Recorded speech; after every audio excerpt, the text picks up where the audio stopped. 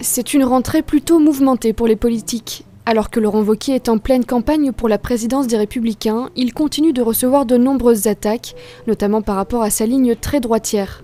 Parmi ses détracteurs, le député Thierry Solère est en première ligne, qualifiant Laurent Wauquiez de fossoyeur de la droite et dénonçant la rupture totale de la droite française. Avec ses 35 camarades députés dits constructifs ou encore macro-compatibles, Thierry Solère réfléchira à son nouveau mouvement lors d'un séminaire à Trouville, mercredi et jeudi. Un nouveau parti qui se veut de centre-droit pour occuper l'espace politique considérable entre La République En Marche et les Républicains. Lors d'un entretien accordé aux Parisiens ce lundi, Franck Riester, député LR et coprésident des Constructifs, s'est montré lui aussi très engagé.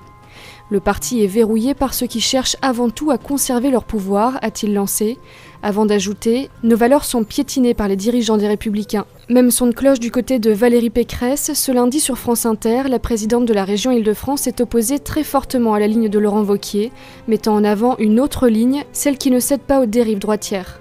Une position que semble partager également le Premier ministre, d'ailleurs menacé d'exclusion du parti Les Républicains. Le pacte fondateur de rassemblement des droites et des centres a été mis à mal par une droitisation progressive, a-t-il déclaré au micro de France Inter.